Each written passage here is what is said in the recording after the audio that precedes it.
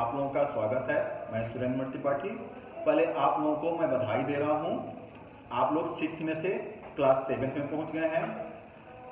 आज हम लोग हिंदी ग्रामर पढ़ने जा रहे हैं। इसके पहले लेसन फर्स्ट आप लोगों को अपने एडमिन सर रविकांत मणि त्रिपाठी ने भाषा के बारे में बहुत अच्छा पढ़ाया था, जो वीडियो आप लोगों को गया भी था और उस वीडियो का क्वेश्चन आंसर आप लोगों ने भेजा भी, उसको मैंने देखा, बहुत अच्छा रहा। इसी तरह आप लोग करते रहिए। आज हम लोग लेसन सेकंड को पढ़ेंगे, वर्ण विचार। देखिए, शब्दों की रचना करने के लिए हमें ऐसी वर्णों की आवश्यकता होती है जो अपने भावों को अपनी ध्वनि के माध्यम से प्रस्तुत कर सके, जिसे कहने वाले के विचार या भाव सुनने वाला ग्रहण कर सके। अतः किसी भाषा की छोटी से छोटी स्वकृत ध्वनि वर्ण कहलाती है। देखिए, प्रत्येक ध्वनि को एक निश्चित चिन्ह के माध्यम से लिखा जाता है।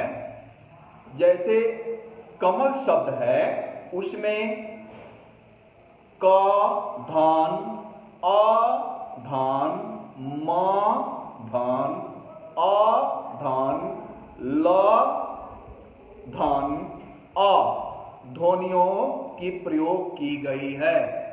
अब देखिए वर्ण विचार, अब इसका परिभाषा देख लीजिए, जिसको डिफिनेशन बोलते हैं ना।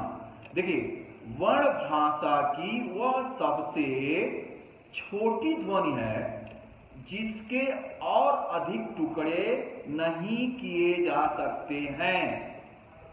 अब देखिए, वर्ण के भेद कितने होते हैं? तो वर्ण के 3 भेद होते हैं। एक स्वर होता है, एक व्यंजन होता है और एक अयोगवाह होता है। अब आइए हिंदी वर्णमाला। देखिए, हिंदी वर्णमाला को उच्चारण की दृष्टि से 2 भागों में बांटा गया है। पहला आपका स्वर है।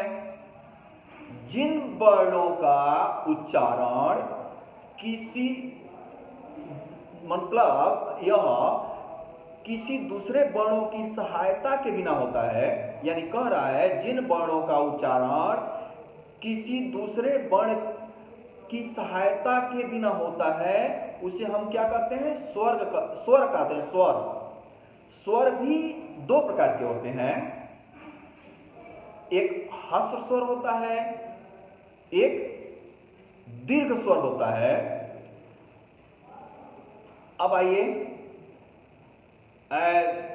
और कुछ में एक प्लुप्त स्वर भी होता है। जैसे मान लीजिए वहां कहा गया, तो ह्रस्व स्वर में जिन स्वरों के उच्चारण में कम समय लगता है, जिन स्वरों के उच्चारण में कम समय लगता है वह ह्रस्व स्वर होता है। ह्रस्व स्वर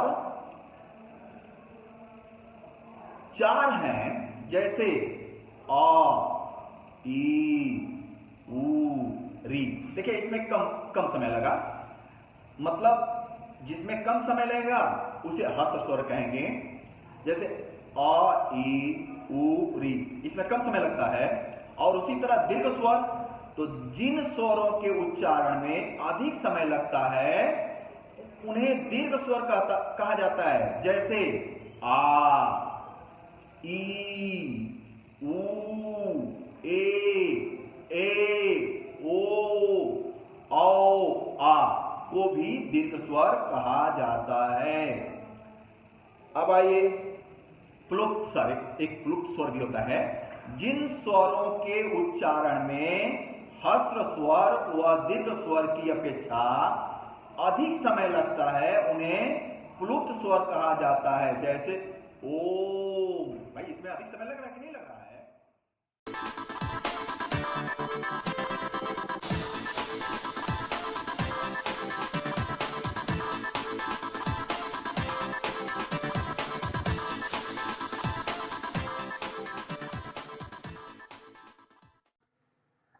अब व्यंजन के बारे में पढ़ेंगे। जिन वर्णों का उच्चारण करने के लिए स्वरों की सहायता लेनी पड़ती है उन्हें व्यंजन कहते हैं। हिंदी में व्यंजन 33 हैं। और इनको भी हम 3 भागों में बांट सकते हैं। पहला स्पर्श व्यंजन, जिन वर्णों के उच्चारण में फेफड़ों से आने वाली वायु मुख के विभिन्न भागों को स्पर्श करती हुई मुख से बाहर आती है, उन्हें स्पर्श व्यंजन कहते हैं। इन वर्णों की भी संख्या 25 यानी 25 है और इन्हें हम 5-5 बराबर भागों में बांट सकते हैं। जैसे क वर्ग, क वर्ग में क, ख, ग, घ, अंग। फिर च वर्ग, च वर्ग में च, छ, ज, छ, ञ। फिर ट वर्ग, ट वर्ग में ट, ठ, ड, ढ, अण। फिर त वर्ग, त वर्ग में त, थ, द, ध, न। फिर एक है प वर्ग, प वर्ग में प, फ, ब, भ, म। अब इसके बाद आता है अगला टॉपिक अंतस्थ व्यंजन। जिन व्यंजनों का उच्चारण स्वरों एवं व्यंजनों के मध्य होता है, उन्हें अंतस्थ व्यंजन कहा जाता है। इनकी भी संख्या 4 है। जैसे य, र, ल, व। फिर आइए ऊष्म व्यंजन में, जिन व्यंजनों का उच्चारण करते समय श्वास वायु गर्म महसूस होती है, उन्हें ऊष्म व्यंजन कहते हैं। इनकी भी संख्या 4 ही है। जैसे श, श, श, अ। उसके बाद हम लोग आएंगे अयोगवा। अयोगवा में एक होता है अनुस्वार, स्वर के ऊपर लगाए जाने वाली बिंदी अनुस्वार कहलाती है। जैसे मान लीजिए हम लिख रहे हैं, यहां पर लिखे पंखा, तो पंखा में हम यह बिंदी लगाए, इस बिंदी को हम अनुस्वार कहते हैं। चंदा हो गया, कंघा हो गया। अब आ जाइए, एक होता है अनुनासिक। अनुस्वार का कोमल रूप अनुनासिक कहलाता है। जैसे आंख, आंख लिखते हैं, आंख के ऊपर हम चंद्र बिंदु लगाते हैं। हंसी लिखते हैं, हंसी के ऊपर चंद्र बिंदु लगाते हैं। तो यह हो गया अनुनासिक। एक होता है विसर्ग, स्वर के बाद जो 2 बिंदियां लगाई जाती है, जैसे मान लीजिए ये 2 बिंदी अंत में लगाई जाती है, वे विसर्ग कहलाती हैं। इसका उच्चारण हम जैसे आधे ह के रूप में कहते हैं। जैसे मान लीजिए पुनः, अतः, प्रातः।